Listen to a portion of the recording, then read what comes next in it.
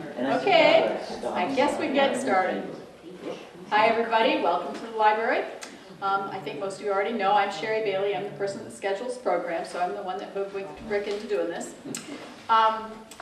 Because we need to keep track of how you feel about our programming and looking for other ideas, we have some evaluation forms on the back table. I'd really appreciate it if you would complete one before you leave, but after the program.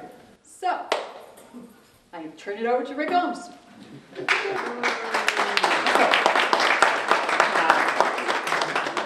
Sherry asked me a question a few minutes ago. Maybe some of you were eavesdropping on our conversation, and about the spelling of McGregor.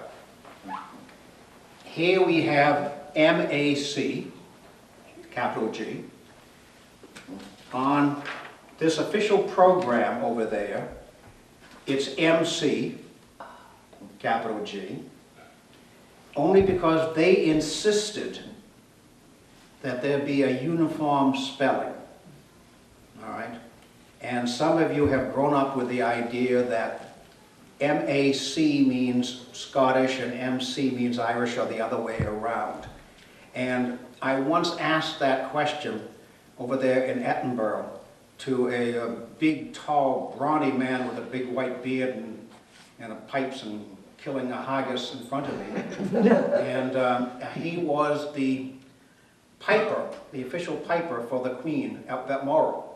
He's the one who would play the pipes every morning to wake the Queen up.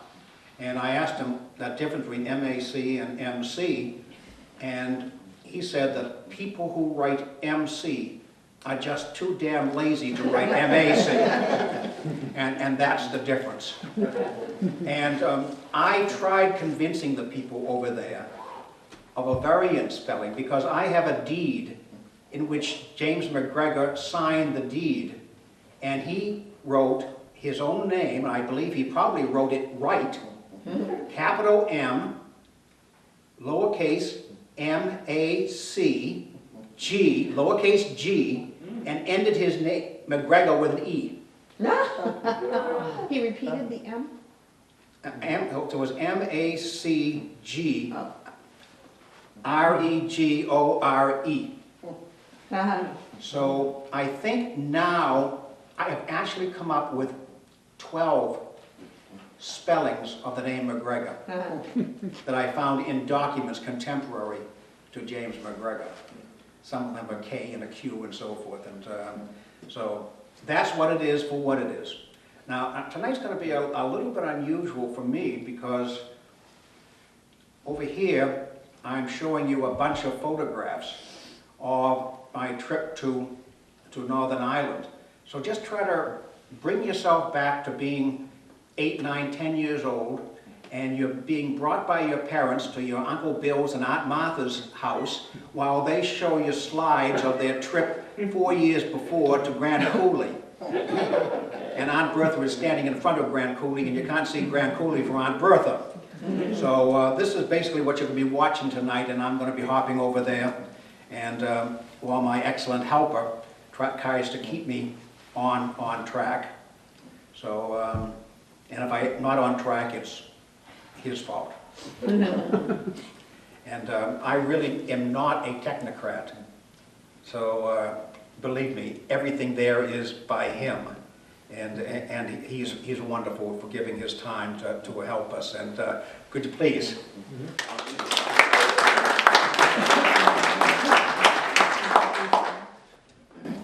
All right, so let's get this straight. That this took place the end of July, but the genesis of it goes back months and months and months before that. I got an email from some of my friends in Northern Ireland. I was over there the previous year because the city of Derry had just celebrated, or Londonderry, had just celebrated their 400th anniversary. And they wanted me to be the keynote at the celebration for their 400th. Oh, that's a big honor. So, you know, I went over there, I stayed in Derry for 10 days. It's not my first time to Derry. And came back, figuring I wouldn't go back to Derry for another few years. And then I got this email saying, we need you, because they had been working for years trying to get this blue plaque put on in honor of James McGregor. The blue plaques are something which is not just unique to the UK. They're actually starting those in Canada and the United States now. What they are small plaques, so big, in which it tells the importance of this particular building. So if you go to London, you may go to a house where Dickens wrote Bleak House or something. They're not given out a lot. There aren't, you can walk down streets and streets and streets and not see any blue plaque. But when you come to something really important, there'll be a blue plaque there. And so they're given out by the government in honor of great accomplishments. And there's a number in England and in Northern Ireland and in Scotland and in Wales in honor of these things. And this is one of the first to be given out in honor of an American in Northern Ireland. So it was a real honor. And so when they told me that the government had finally approved this after years of asking, I said, all right, can you come over? Well, all right, I had to try to figure it out, and my wife found a way to save money by cashing in some of our frequent flyer miles. But in order to do that, we couldn't just take a trip straight across the pond and land in Belfast or wherever. We had to go by way of Rome. So we had to go to Newark, and then 8-hour flight across the Atlantic. Then we had to sit in the lovely Rome airport for 5 hours for our next flight to London. By that time, you know, there was no flights out, so we had to overnight in London at a hotel roughly the size of probably the average American bathroom. And then at 5 o'clock in the morning, get to Heathrow, take a plane from Heathrow to Belfast, then by train across to Derry. By that time it would be late night time. And in the next morning, go to Agadui, where the plaque was being put up. Stay in there for 1 day, and then reverse the procedure. I hope you saved a lot of money. Yeah, my wife, by the time it was over, said there ain't enough money in this world. But anyways, so let's go over. All right, so that's not the flight I took. That's the flight I had hoped to take. So, all right. So just to give you an orientation as to where you are, because I'll be down here in Rome. All right. So over here is Northern Ireland, at the very northern part of Ireland. This is the Republic of Ireland down here, and this is Northern Ireland up there, which is part of the UK. So that's where it is. Next, please. All right. So once I landed in Belfast, then I'd have to take a taxi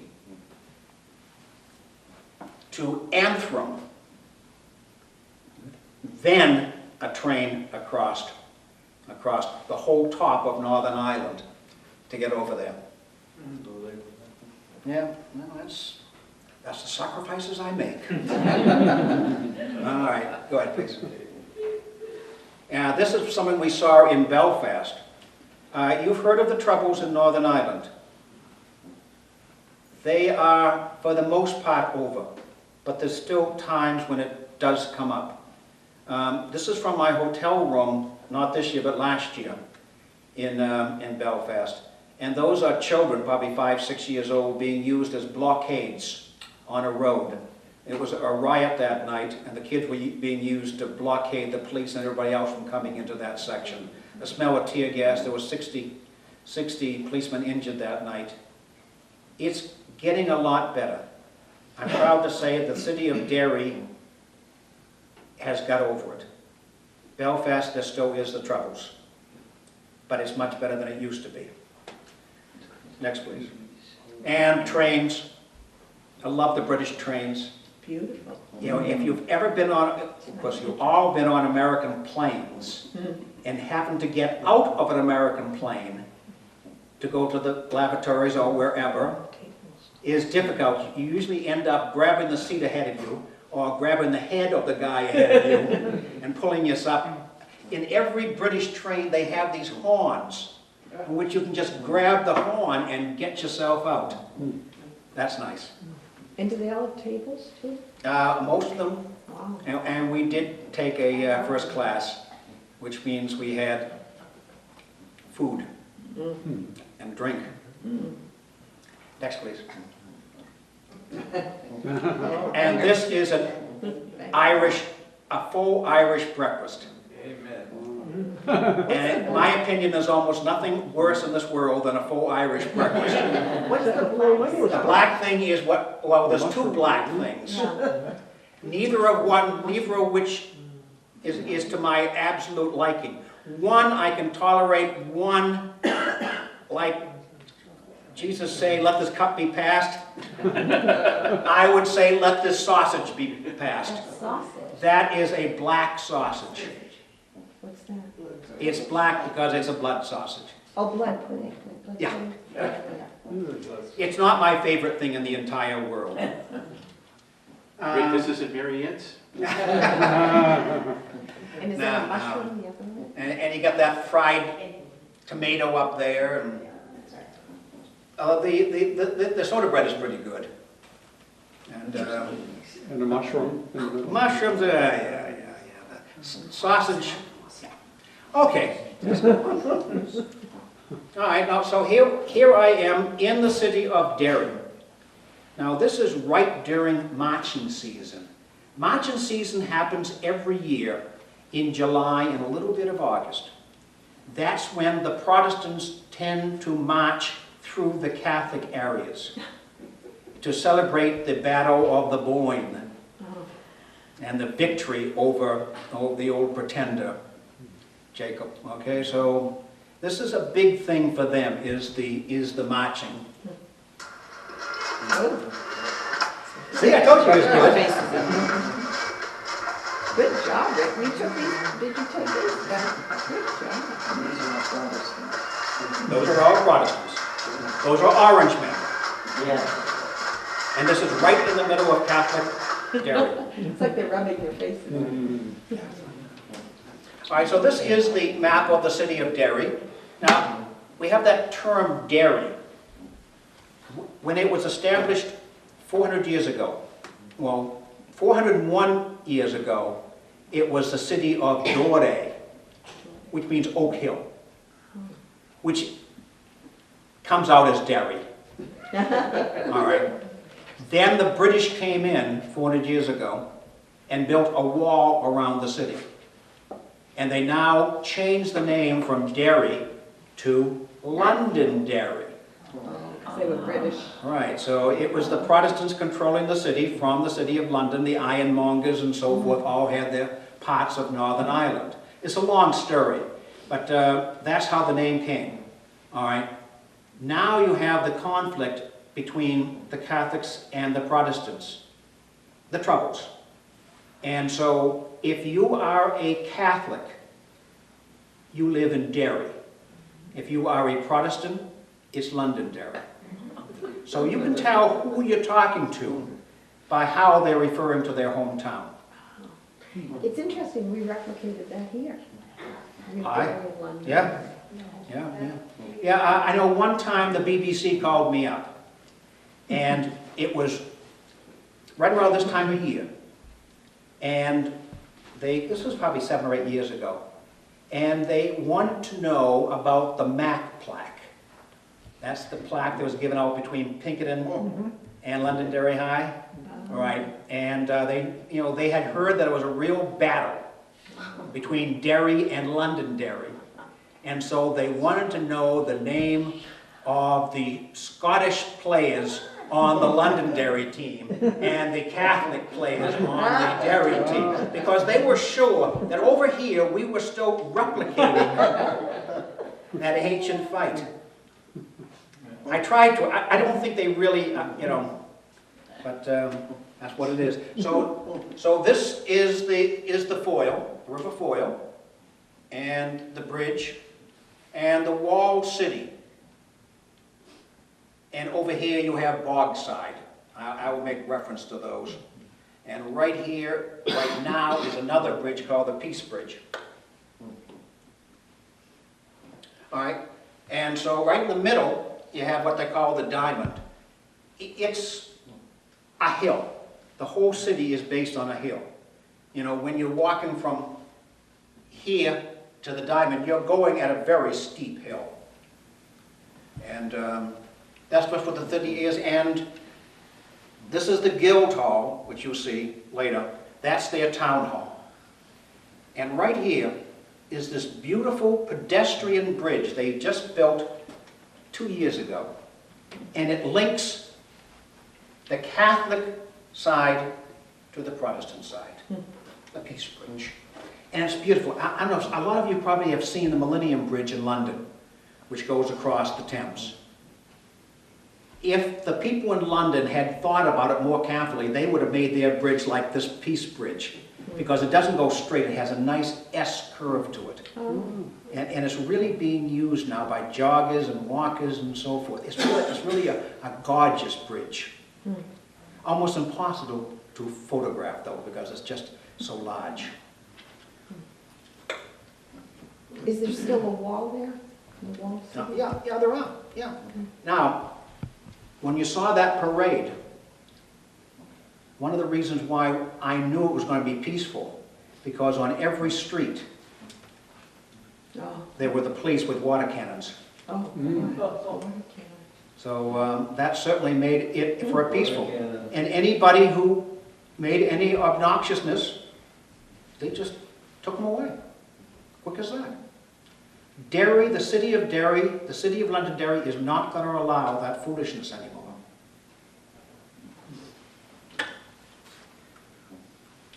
And when I was over there last year, they did this, and we still have it, and we'd love to bring it here. They took every dairy in the world, or every Londonderry, and made freestanding displays on them, giving the history and so forth.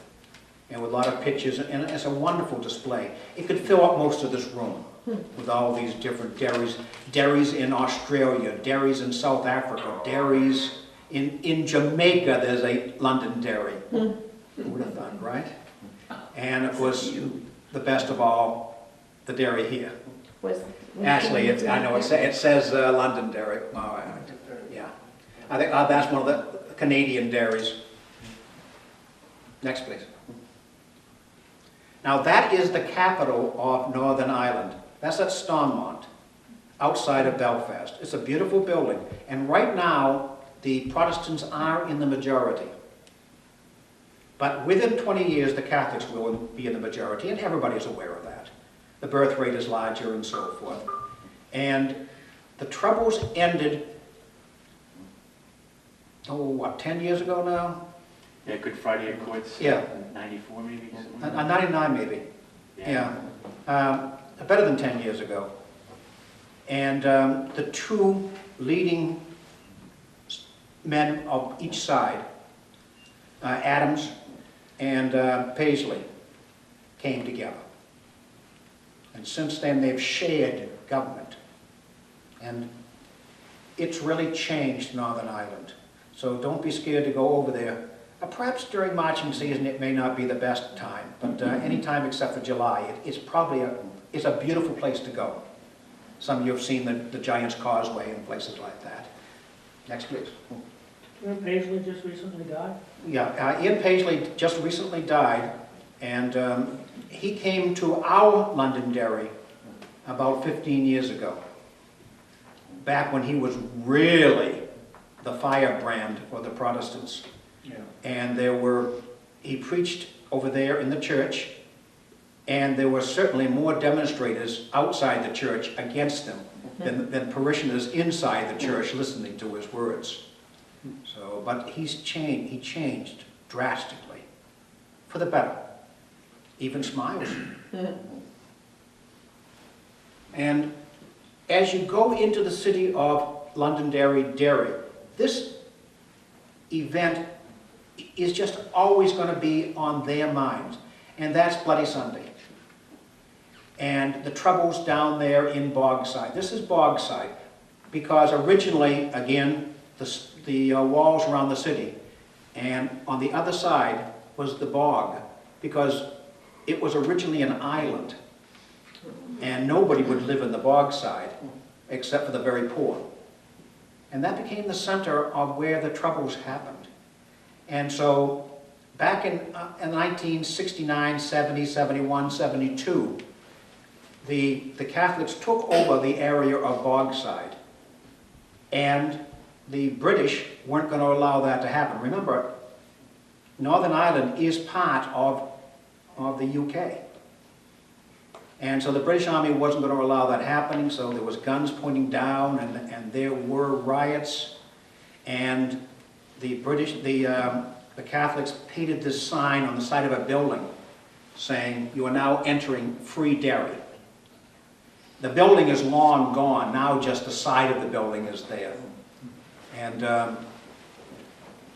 in fact, when I was there last time, it was painted pink in honor of breast cancer awareness. Funny. And so this guy here was giving me a tour of the Bogside, where all the violence took place. And you can see the map of Ireland on his face. Yeah. And he had just been released not a few months ago from jail. He had spent years in jail because he was on the IRA side, Sinn Féin. He was blowing up buildings. And but he's one of those old men who was never going to change.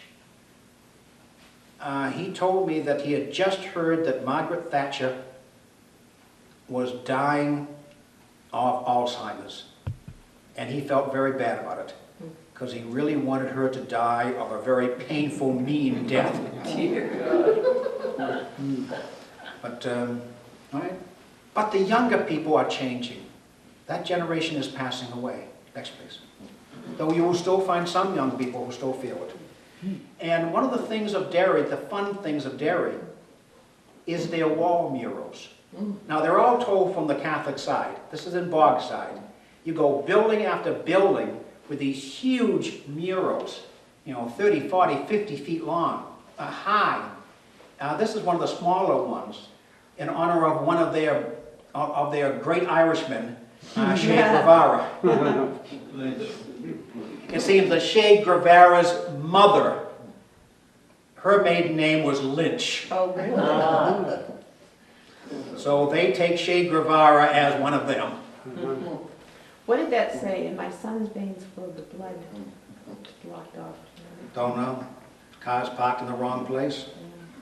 It's like when I go to Edinburgh, I go to John Knox's church, the founder of Presbyterianism, and he's buried out there in the car park. Oh. And if you want to see his monument, you have to usually look underneath the car. Oh. But this car is just parked in the wrong place. Yeah. That's unbelievable. All right. And you really can't, these pictures don't show the size of these things. They're wonderful pieces of political propaganda. We have the Protestant kid, the Catholic kid with the firebomb and the tear gas mask. Was that a painting? It's not a Paintings. photo, right? These are paintings. Yeah, Because somebody has superimposed right. another campaign onto Yeah. it. Yeah. Next, please. This is looking down at Bogside. This is where, up until a couple of years ago, the cameras were zooming in on Bogside. And this is the gun placements, too, that up until a few years ago were there. So this is all Bogside, and now I stay, oh, what about over here? Every time I go there, about 5, 6 times now, I stay there in Bogside at a nice little B&B. I can walk through Bogside at midnight, and frequently do, and feel perfectly safe. Next. Oh, I'm sorry, go back. I'm sorry. Can you see one of the murals there? Oh, yeah, You can see how big they are. yeah. That's a man with a sledgehammer breaking down a door. Well, Next, please. And this is right in front of their city hall. The Guild Hall.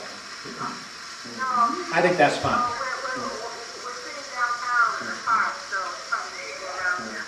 I was carrying. The children just running through that. Those sprinklers. You hear my wife on the phone talking to her mother.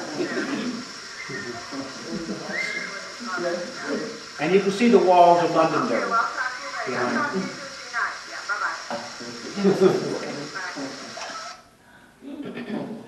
bye-bye. And this is the monument to Bloody Sunday, which took place in 1962 on January 30th. And for most of us, that's ancient history. For them, that's more near history. They have a Bloody Sunday museum there and so forth. And it's a sad part of their history, but it's very real and very ever-present to them. I'm sorry, I didn't make my mic. All right. This is another one of the murals. She was 14 years old. Her name was Annette. And during the troubles, during one of the sieges, she went out of her house to get up after a flower, and she was killed. And we have the symbol of the butterfly and all that. So it's a very moving mural. All right, this is the City Hall, right here, the Guild Hall. Nice pub. And that's the Peace Bridge going across Oh, between the two sides. And again, there's just almost no way to photograph it. It's impressive. And that's me with Paul Fleming.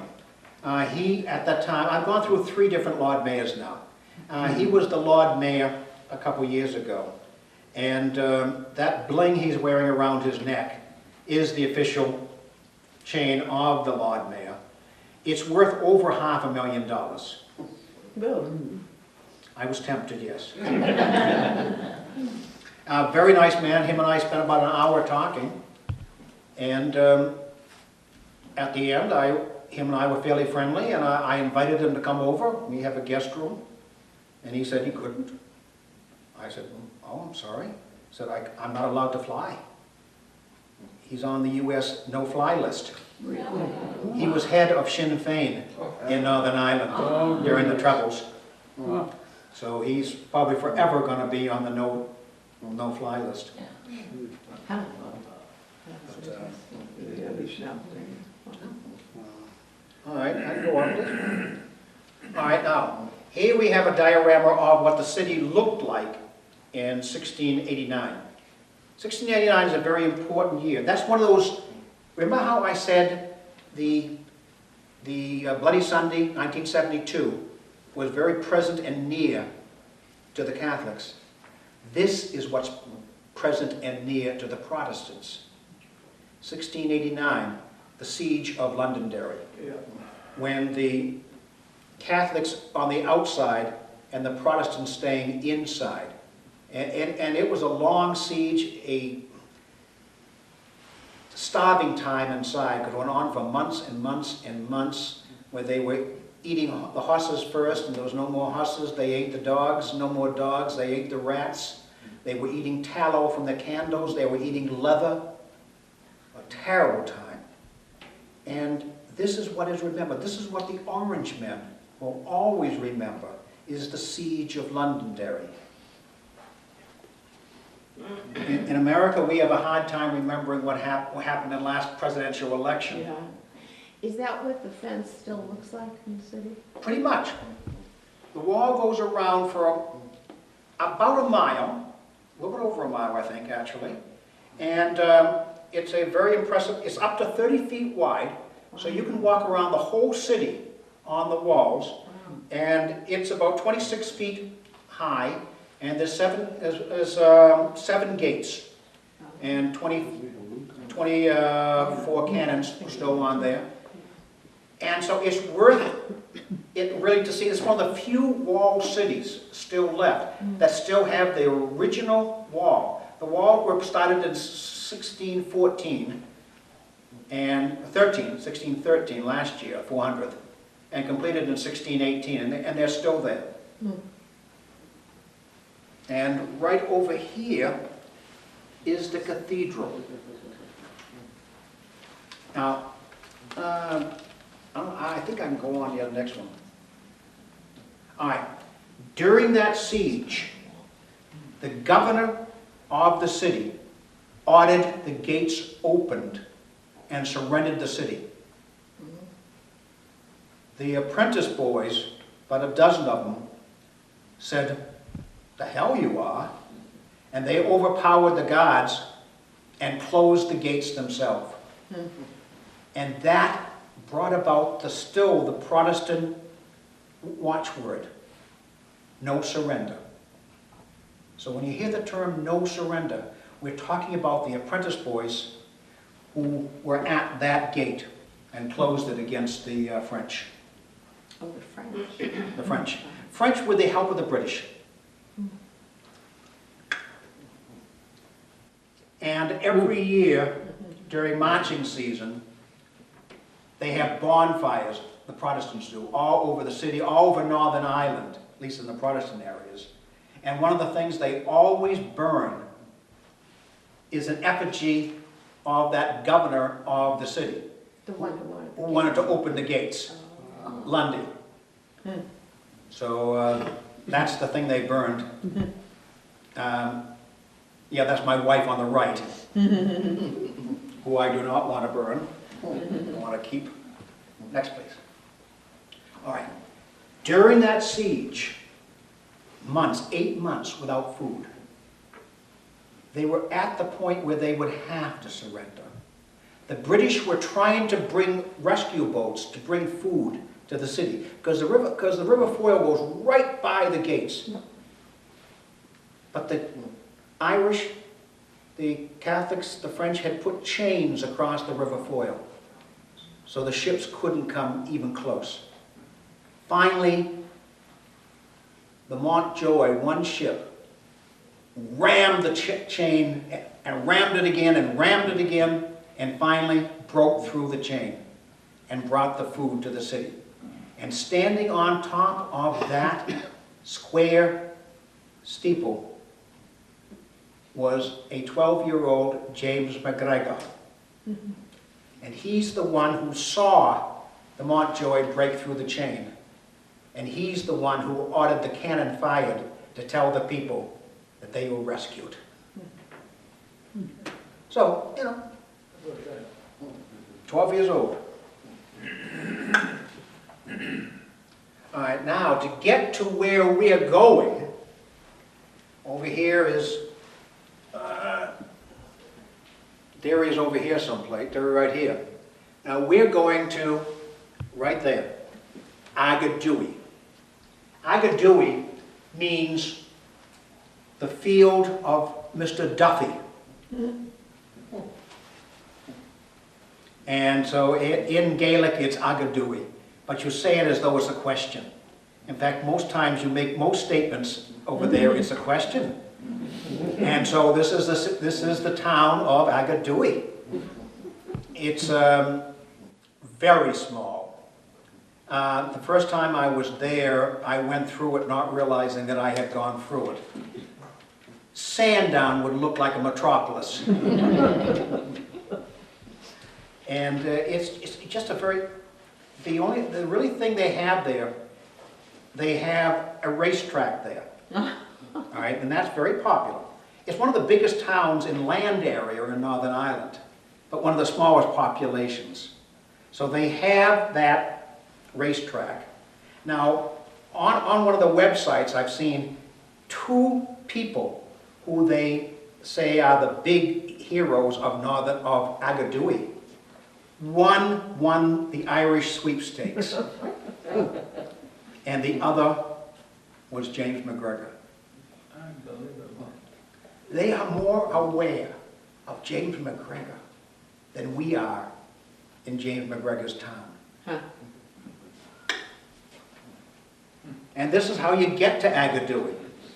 And these are the roads, the hedges on the side, the beautiful, dare I say, Irish countryside. And it's a gorgeous drive to get there. But again, you don't know when you got there when you've got there. Next, please. And in the church, they have a list of all of the pastors of this church. And there's James McGregor. They're extremely proud of him. And so they really haven't had many pastors since, what's that first year, 1655?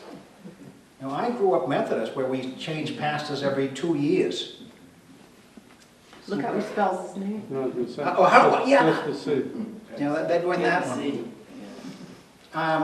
Pastor Cabe, who I do consider a friend now, told me about that changing of pastors. He said, over here in the Presbyterian Kirk, we have a saying that if the pastor is any good, you nay can keep him. And if he's any bad, you nay can get rid of him.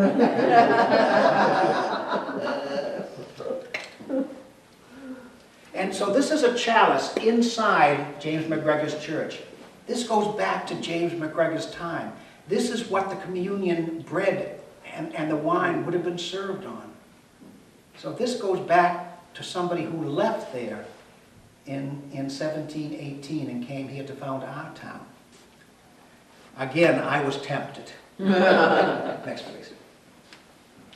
And so when I got to Agadui, I knew about the plaque because I was a part involved with it, and I expected it to be about a gathering about the size of you people here tonight, which for the TV cameras measures 400 or 500 people.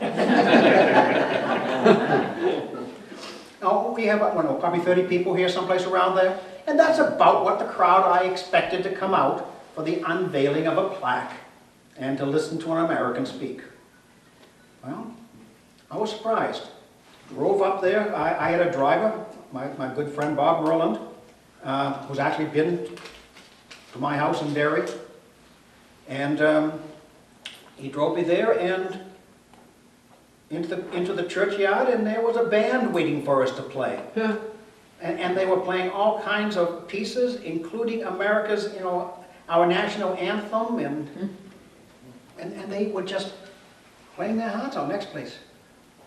That's not a band, it's a flute ensemble. Yeah. And then it started to rain, but the crowd still kept on coming. And there they are all gathered there just waiting for something to go on. Yeah. Of course, you know, it does rain in Northern Ireland. You know, if it goes 3 days without rain, it's probably a drought. Next, please. And so here is the august people doing the dedication of the plaque. They actually brought in this model of a boat to stand for the boat that brought James McGregor to the New World. Wow. Next, please. And there is the plaque on the wall, and there are all the people who were part of the unveiling. He is part of the government of the city of Derry. Somebody else. The Lord Mayor. This is the United States Consul General for Northern Ireland. A poet. There's Pastor Kane. And this guy is representing the BBC. So that's the group I was standing with. And there's the plaque.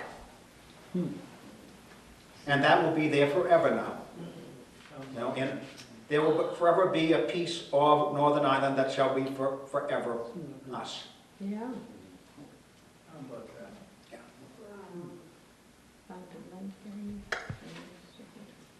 All right, next order of business, they brought out a bunch of singers, all wearing the McGregor tartan, and they did some singing of some various pieces and so forth, some religious, some secular. Did a beautiful job. And then, you know, they provided chair for some of the older people. I think a couple of them actually were there in Agadooey when James McGregor was there in 17. I could be wrong on that. Next, please. I can say that because I'm about the same age, yeah. Rick, why was he so famous in that town? Just because he came to the United States and Yeah. founded a town? No, because he shot. According to the Encyclopedia of Irish History, James McGregor is considered to be the Moses of the Scotch-Irish in America. Yeah. He was the first to come over. Oh. All right, and so they had a bunch of teenage kids in outfits. This young man here, he represented James McGregor and would read some stuff that James McGregor said. And he was escorted by a British soldier. You know, next please. Then they had more teenagers come out and do fife and drum. And you know, the sound of a drum in a church hall is just overpowering. Next please. And that's the crowd. So the 30 I expected turned out to be nearly 300. And seeing they were offering food, I think they cut the sandwiches a little bit small afterwards. Next please. And then we had some older people come out and do a dance they had written called the James McGregor Minuet.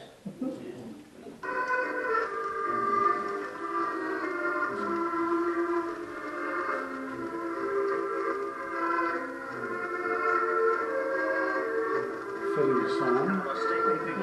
That's a funny man.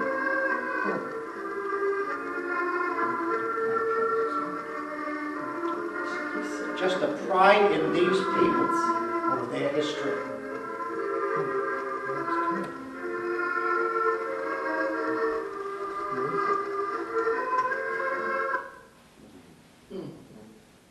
All right, and then came out a couple teenage girls to do some step dancing. What's that blonde? She's fantastic. Both girls are fantastic, though.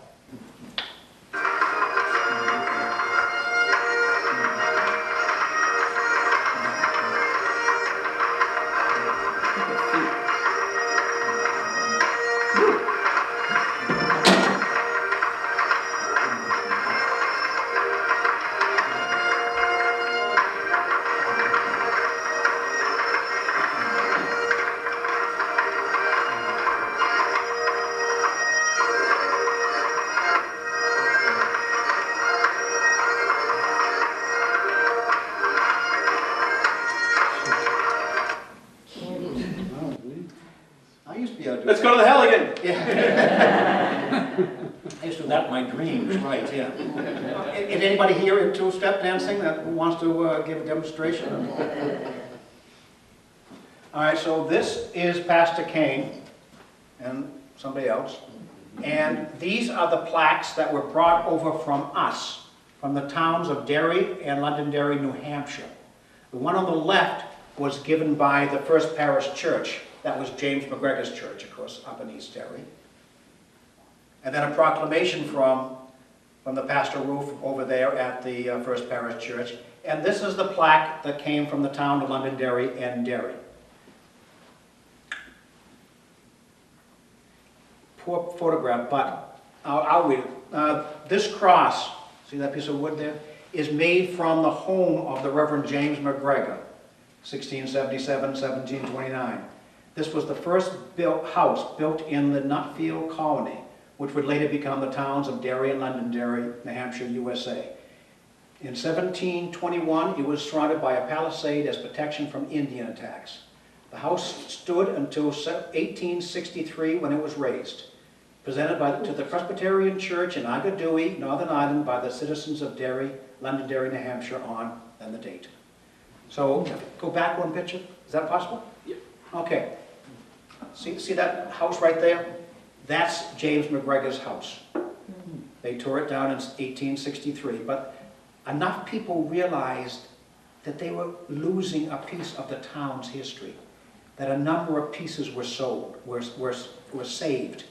And I ended up with one of those pieces which I made into the cross for Pastor Kane. What's the house on the other side? That is his church, Oh, as it originally looked. So that's So that's the church that's up in East Derry. Up on the hill, the Yeah. Congregational Church? yeah, Yeah, okay. originally Presbyterian up until about 1855. That's where Alan Shepard's father played That's the right, organ. for 50 odd years. Mhm. Next, please. So those are now on the church hall in Agadui, hanging proudly. And there I am speaking. It's the only photograph I have of me. I didn't do a selfie. And while I was over there, I was on television once. I was on 3 radio stations. I was in front page of a number of newspapers. I was a big man in Northern Ireland. I had my 15 minutes of fame, and it happened in July of this year. And now I'm back here. Well, nobody knows who I am. I can go to the Shaws and not be recognized. And over there, again, it's the pride they take in their history, that their history is with them. And with Americans, I think we're just such a mobile world that we don't remember our history. Because where parents lived is not where we live, or our grandparents. They are much more stable, much more in one place. And they cherish that history. I wish we did. All right, I think we've actually finished. The end. That's the flag of Ulster, of Northern Ireland. That's the Red Hand. Did you ever hear what the story of the Red Hand? It's a terrible story. is That's it orange? the first one who lands on Ireland. Yeah, Bertie doesn't want to hear it. It's 2 brothers, I forget their name, McCullen maybe, and they were promised they could have the land on that hill, Dore. Whoever could get there first in a race. Oh, So the 2 men raced for miles, neck and neck, and right as they got to where the hill would begin to go up, one of them reached into his pants, pulled out a knife, cut his hand off, and threw it. So his hand would be on there first, Oh, and he could claim the city of Dory. oh my God. Isn't that a terrible story? But that's the symbol of the Red Hand. Oh, The fact that you would do anything to get Derry. I had heard a similar story. Using it with the hand, many years ago I was doing a sales job and we encountered somebody in their home who had an Irish, they were Irish, and they said, oh yeah, every Irish plaque has that severed hand, as he called it, because they each claimed that they were the similar idea. As the boat was coming to the shore of Ireland, they wanted to be first to touch the ground of Ireland. They chopped off their hand and threw it on the shore. And that just shows that if you listen to enough men, you will find some wrong stories being told. Right. But yours was the correct one, of course. Yeah, yes. So now, time we have plenty? Plenty. And they're not objecting to sitting there for a little bit longer? A lot longer? Yeah. All right. And so I'm just going to give the talk I gave there. Perhaps not well, but I will give it. And during the unveiling of that plaque, I said that I hope, my wish, my prayer is that this blue plaque be a symbol. And I used the Old Testament term, a mitzvah, a shared history of our communities the American community and the Northern Irish community, that we can remember our link and our friendship that goes back for 300 years. So let it be a mitzvah. And I invited them all to come over here to Derry, in Londonderry, in 5 more years, because in 5 more years, we will be celebrating our 300th birthday. And if we can do anywhere near as good as the people of Agadoui did, we will make ourselves proud. So, I started out by explaining that I might have jet lag. And I went through all those things about getting to Rome and 5 hours waiting. Rome Airport has half as many seats as they should. So you spend most of the time standing in the Rome Airport, not roaming. So then I said, now that I have your pity, let's talk about James McGregor's trip to Boston. In early 1718, the 42-year-old cleric and his wife, Mary Ann, boarded the brigantine Robert in Belfast. With them were their 4 children ranging in age from 2 to 12.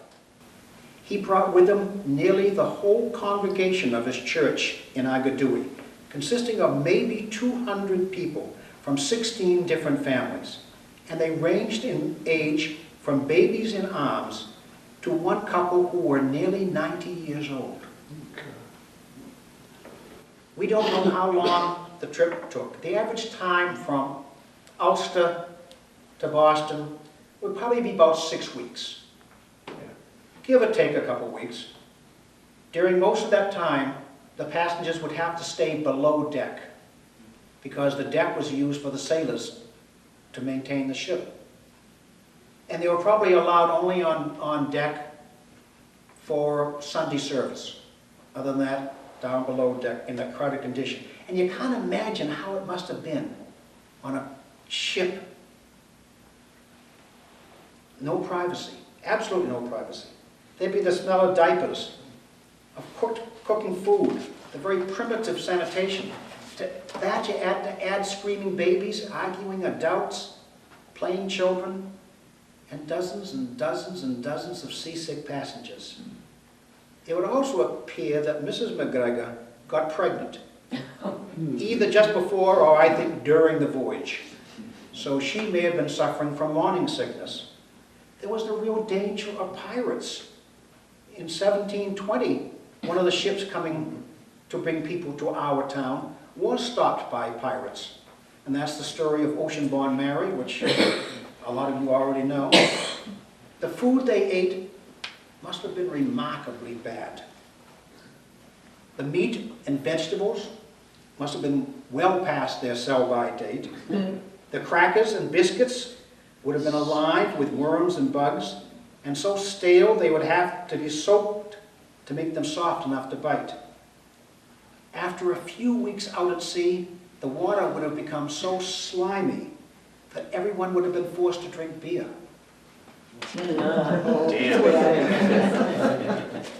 And I complained about airline food. On April 4th, 1718, James McGregor and his 16 families landed in Boston. The city of Boston at that time had about 12,000 people, and almost every one of them was English and Puritan. Remember, he was Presbyterian and definitely not English. During that same year, a number of other immigrant boats arrived from Ulster. The population swelled. And then the price of food started to spike because of all the new people coming into the city.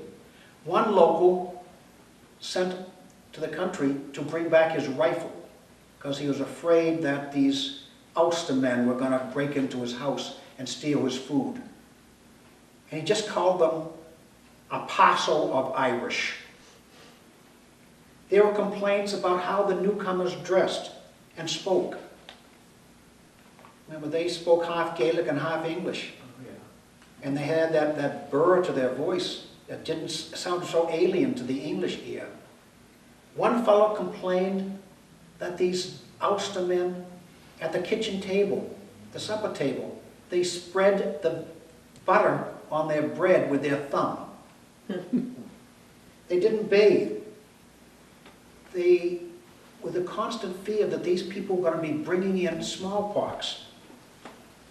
Now, most of my research centers around James McGregor. What was there about this man that would get his whole congregation to follow him? To get 100 people, get 200 people to follow McGregor to the New World without any guarantee that they'd be welcome here. They left Northern Ireland with no promise that they would be given a grant. They just came over here on faith. They gave up everything to follow McGregor to the American wilderness, where there was the ever-present danger, and there was a real danger of Indian attack.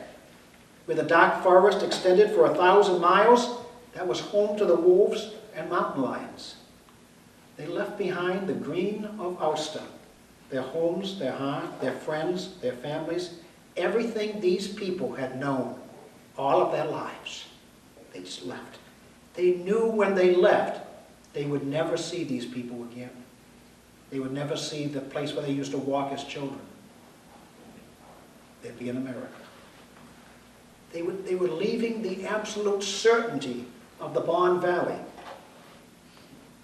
to a land of vast uncertainties. That would be like, I use Pastor Kane as an example. Pastor Kane's congregation, he suddenly airlifted and dropped in the middle of the Amazon jungle. Imagine trying to survive. That was how it was. What was there about James McGregor that would get these people to trust them? What was there that made him a leader? Same thing. You know, probably most people at that time in Boston had no love for the Agadoui Pilgrims. But quickly, James McGregor won the support of the bigwigs in the city. Governor Shute of Massachusetts, Governor Wentworth of New Hampshire, both gentry and members of the Church of England approved of James McGregor. He won the support of the clerics in Boston, who were all Puritans. Now, you remember that old definition of what is a Puritan? That's somebody who lives in fear that somewhere, somehow, someone's having a good time. That's the opposite of the Ulster Scots. The Ulster Scots liked a good time, saw nothing wrong with enjoying life and dancing and partying, having a good time in life.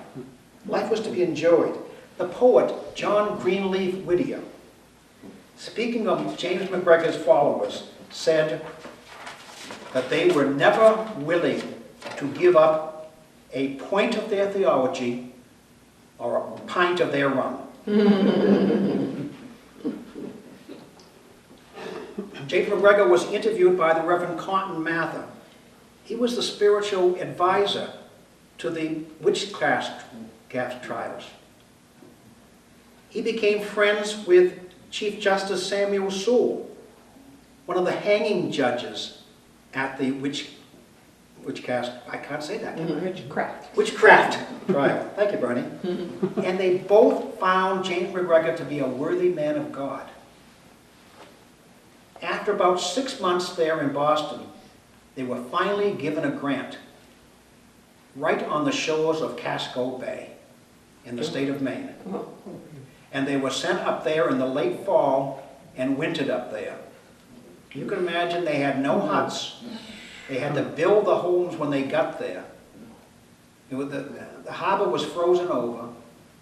So by spring, they had decided that Casco Bay was not a place for good citizens of Agadoui.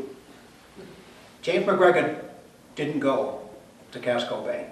He stayed around Boston area because his wife was just ready to give birth to her 6th child. And it just made sense to stay here. He looked for a job, and he applied to be the pastor in the town of Draycott. Now, at the time, there was a surplus of ministers in New England, congregational ministers and Protestant ministers. And so there were 13 other ministers who applied for that same job. And McGregor won the job. In fact, within a couple weeks, a few months actually, they had offered James McGregor a 5-year contract if he would stay. He was an impressive man, an impressive preacher. So those men who did go, and women, who did go up to Casco Bay now came down, and as they got to Haverhill in their boat, they heard that there was some good land about 13 miles inland. So they landed in Haverhill, walked 13 miles by the compass, found some land that was unoccupied, that was already given a name, but nobody owned it. It was called Nutfield. And they said, all right, this is pretty good land. It's 40 miles inland from Boston, which means we won't have any of those English people to bother us. And it will be our land. So they sent a delegation to get James McGregor, who was preaching in Draycott. It took him about 3 days to get there, him and his wife and the babies. One of the days on that trip, it was Sunday, and so he refused to move on Sunday. And he preached a sermon in the town of Pelham on that Sunday. And if you go to Pelham, right on the main road there is Route 38, I think it is, there's a rock called Pulpit Rock, and on it is a big plaque, big bronze plaque put there of where James McGregor preached that first sermon. 17 miles to get there, and then underneath a large oak tree on the shores of Beaver Lake, James McGregor preached the first sermon in Nutfield. It was from Isaiah 32:2, that Christ and His Holy Spirit would be like a shelter from the wind and a refuge from the storm, like streams of water in the desert, and like the shadow of a great rock in a thirsty land. It was almost certain that Pastor James McGregor went on a few more lines in Isaiah to where it says, "My people will live in peaceful dwelling places, in secure homes, in undisturbed places of rest." And that was to be their Salem, their place of rest. The land was called Nutfield, which was 144 square miles, 12 by 12, 10 miles away from the nearest road. And the next settlement to the north was 200 miles away in Canada, in French Canada. So they were pretty isolated. But by the time we got here, the 144 square miles had been reduced to 114 square miles because some other towns grabbed the land. We have never forgiven you, Litchfield. There was no cleared land, only dark woods. It was home to mountain lions, to beavers and moose. At night, they could hear the echoing howls of wolves. Parents would keep their children close for fear of Indian or animal attacks. The next month, May 1719, the Nutfield settlers officially called and ordained the Reverend James McGregor to be their pastor. Now, in those days, a church didn't call their own pastor. It was the Synod. They had no Synod. They called their own pastor. And that became a tradition at the First Parish Church to say, no, Synod, you can't call a pastor. We will call our own pastor. Amen. Right? So, Pastor McGregor preached from Ezekiel 37:26 that God will make a covenant of peace with them, an everlasting covenant.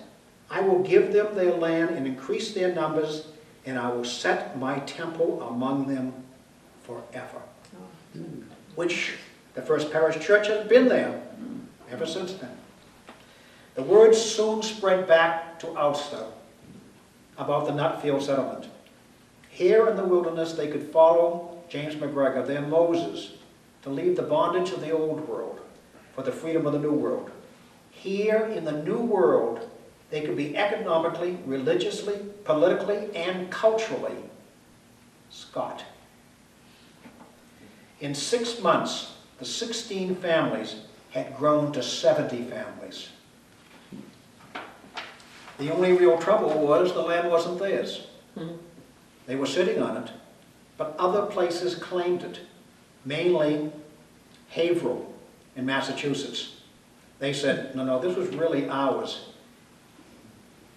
All right, so what are you going to do? The Haverhill people would come into Nutfield and kidnap our people as trespassers, take them back to Haverhill. They would burn down our fields and our barns. Say this on, it's their land, not yours. Once the Haverhill bullies confronted James McGregor, their leader said it was only his clerical black coat that saved him from being beaten up. And James McGregor immediately took off his coat and told the bully that now the coat won't save him from being beaten up by a pastor. Another time the Haverhill men came threatening, and James McGregor told them to wait until they finished their church service. And they were having services outside. The Haverhill men stayed a dozen feet away, and McGregor led the Nutfield people in prayer. And after hearing McGregor pray, the leaders of the Haverhill gang told his men to go home, saying, "It is in vain to attempt to disturb these people. We will not succeed, for God is evidently with them." Now, there's that famous quotation by James McGregor that's been repeated 1,000 times when he wrote a letter to Governor Shute, the governor of New Hampshire and Massachusetts, in which he criticized Shute for calling them Irish. And a lot of people have used that as racial purity, xenophobic. It's really not. He was telling the royal governor that the men from Ulster are in no way like the Irish people that attacked the British back in 1689. We're peaceful people, all right? He told Governor Shute that he had even invited English people to come and settle in Nutfield if they wanted to. So he was saying, I'm not Irish, I'm not a rebellious people. I'm not fighting with these Haverhill people or anybody else. I want everybody to live in peace. Not like those Irish you experienced in Northern Ireland. And then he said that these Haverhill bullies were threatening to insult us with impunity to the great terror of our wives and our children. And in closing, McGregor wrote to Governor Shute that all the Ulster men wanted to do was live peacefully with all people to subdue this vast and uncultivated wilderness. James McGregor was the peacemaker. And if you go back to Northern Ireland and you read in the records of Agadui, they will say, James McGregor, the peacemaker. And we have Cotton Mather saying, James McGregor, the peacemaker. My thesis is that what made him attractive. That what made him a leader. And the fact that people could see this goodness in the man. The first thing they did was to erect a house for James McGregor with a fireplace that could take logs up to 8 feet long. And they built a palisade around it, a wall, because of Indian attacks. Because James McGregor, like all the men in Nutfield, always carried his rifle to church. James McGregor donated enough land to build where the First Parish Church is now. And he also donated enough land to build a school and the present cemetery up there. And in 1722, the governor finally gave the Nutfield colony its charter, making it a town, officially, 1722. And the town name they took was Londonderry. Londonderry after the city that gave them refuge during the siege of 1689, and Londonderry the county where Agadui is. And James McGregor and his men and his women are famous for bringing that first potato into the New World. And every year there was a token rent that the town of Londonderry was supposed to pay the royal governor. It would be a peck of potatoes. So even from the beginning, they knew that we were the birthplace. Now, we know very little about James McGregor really as a man. We're not exactly sure he was born in 1677. We're not sure who his parents were, where he grew up. We've made some good guesses that are probably right. We don't know for sure the names of all of his children. These are all just lost in the midst of times. We don't know. We do know that they say that he was tall, erect, brawny, with rather a dark complexion. He would wear a long black coat with a lot of buttons, a Geneva collar, that's one of those collars that split down the middle in the front, probably a white wig most times, and we have a few anecdotes that may give us the measure of the man. Once he heard that a father was neglecting to lead his family in morning and evening prayers, so late one night McGregor walked miles to the man's house, pounded on the door, wake up the man, who was in his nightshirt, and he got the father to admit that he had been neglectful. Immediately McGregor lectured the man, ordered him to get down on his knees and offer a prayer with his family, and as likely the man was never again so neglectful. I wonder if that would work in the modern church. I wonder if Pastor Roof would be coming to the house. Let's not ask her. At 10 in the evening on October 29th, 1727, a strong earthquake hit Derry. It toppled chimneys all over New England. It woke up McGregor. He immediately put on his clothes and started to leave his house. His terrified wife and children pleaded with him to stay. He refused, saying, "I have a larger family that must be cared for." He's also remembered as a music critic. He said, and remember, he'd be speaking in this broad burr. By the way, he could speak both Celtic and English. He said that there are three kinds of music. While shepherds walk their flock by night is a very good song. And Janie stoops down to buckle her shoe is a very bad song. And Sue loves me and I love her is neither good nor bad.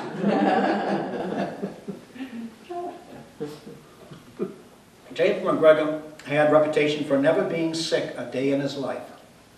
And so it came to a shock to everybody, to his family, to his congregation, that in early March 1729 he became ill with a fever. And soon it was very evident that he was dying.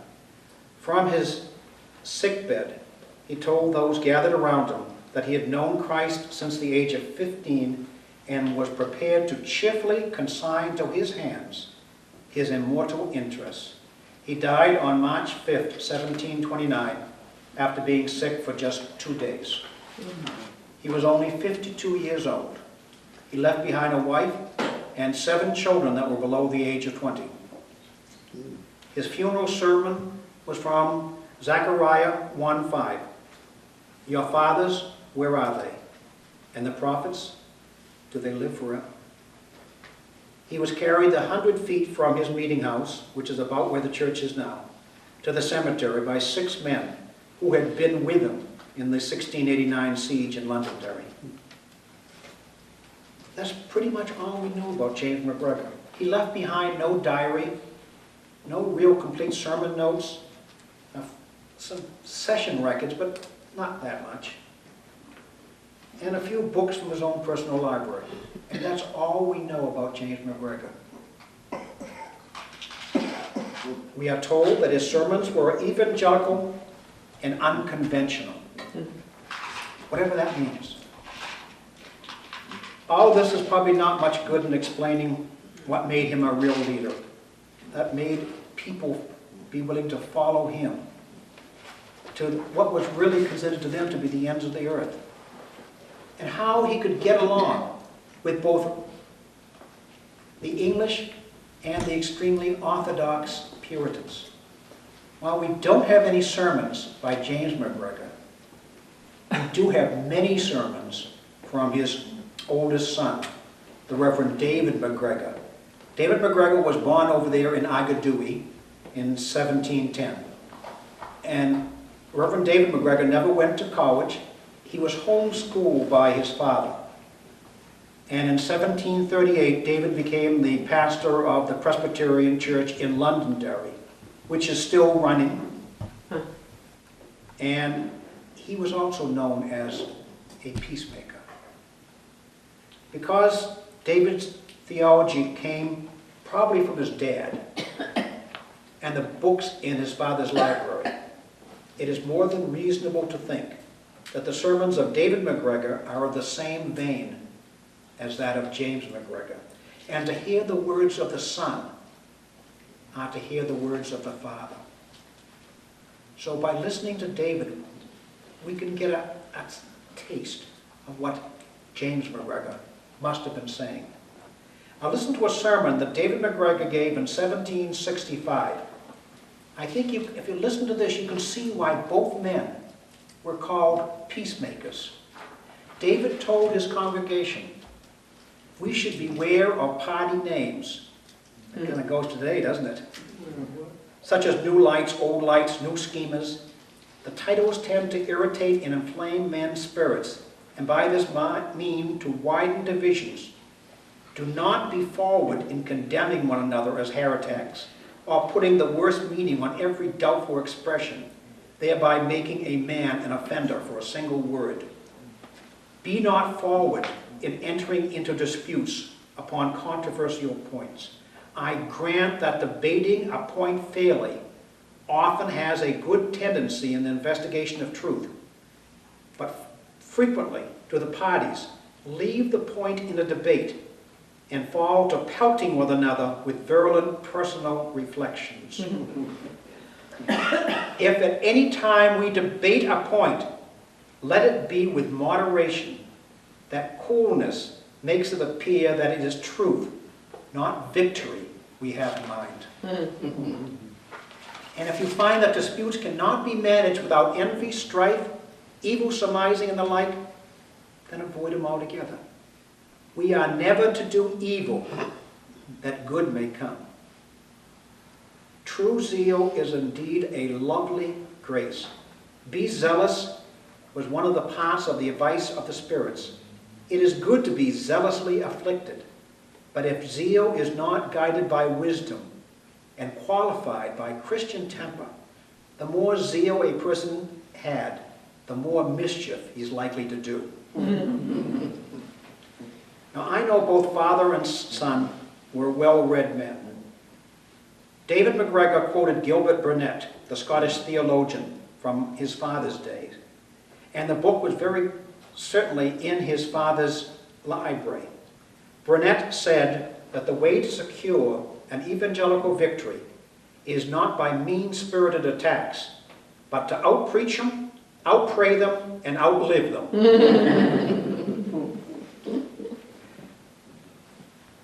McGregor consistently called for men to cling firmly to their core views, but not let anger, jealousy, and personality get in the way of the message.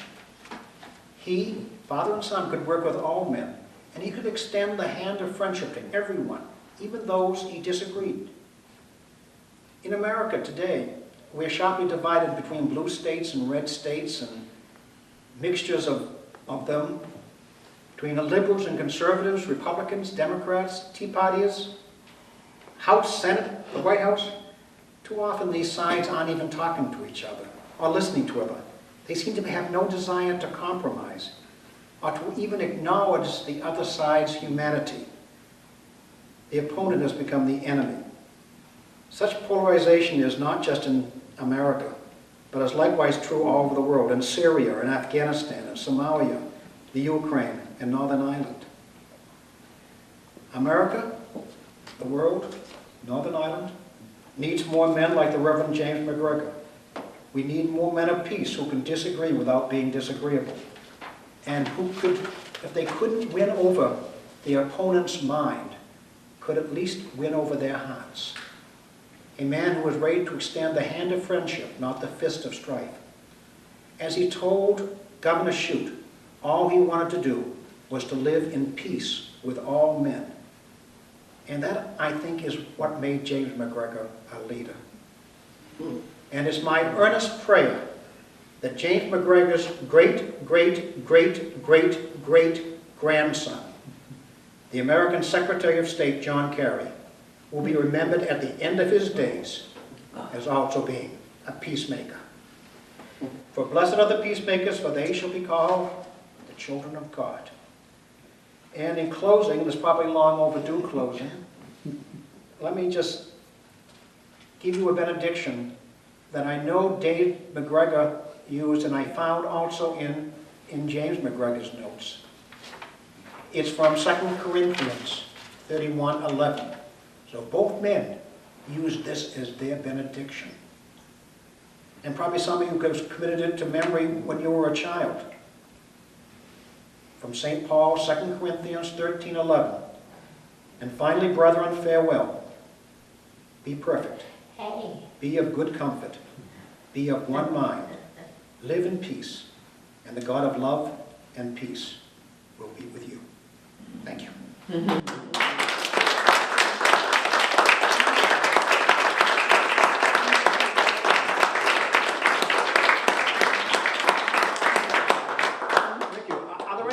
About James McGregor. All right, I have some handouts.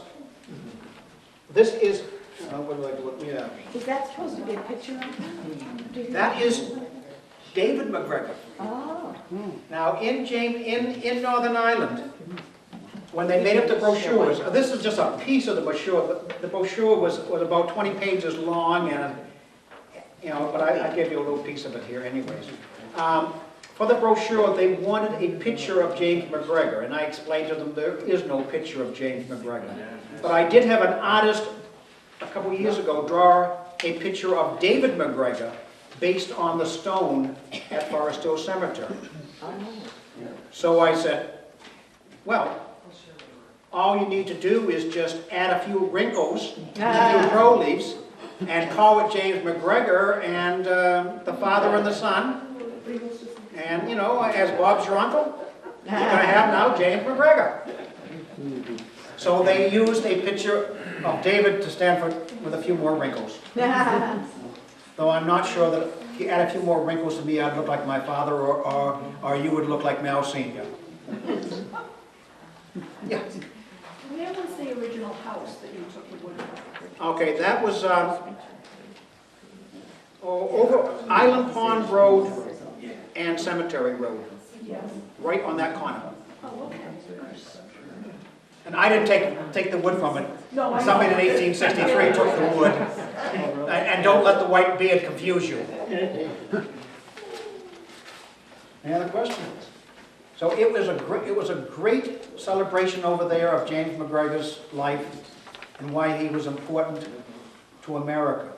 He left that country to come here. Why do you think? Why did he leave?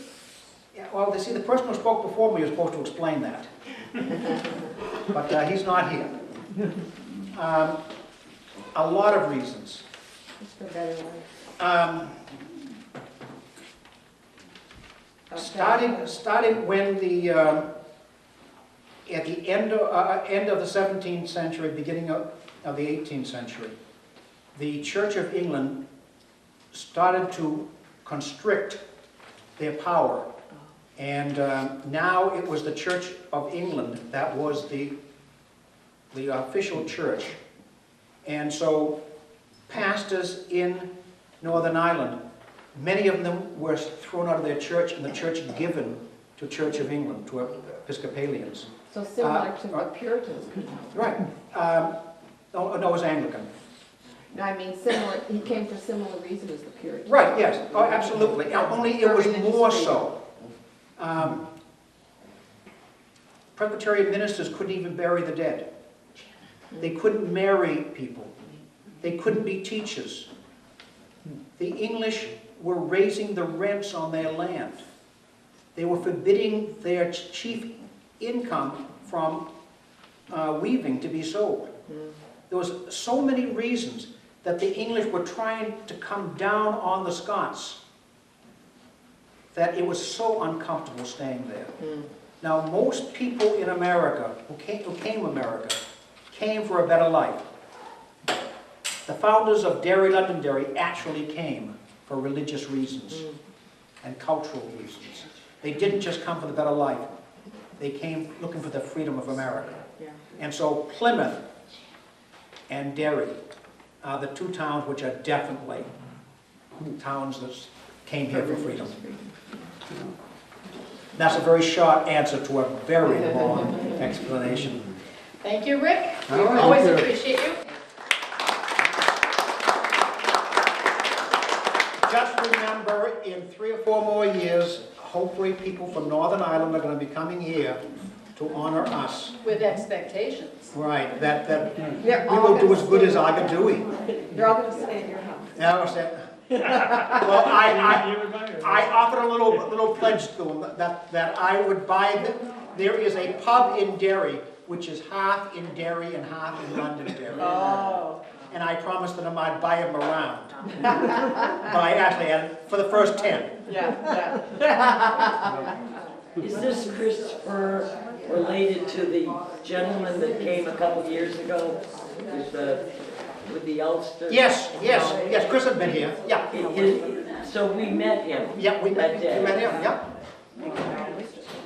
I didn't recognize his photo up there. Whereas they come over here a lot. Yeah, they were here last summer, Yeah. too. Yeah, any number of BBC specials and so forth have been filmed.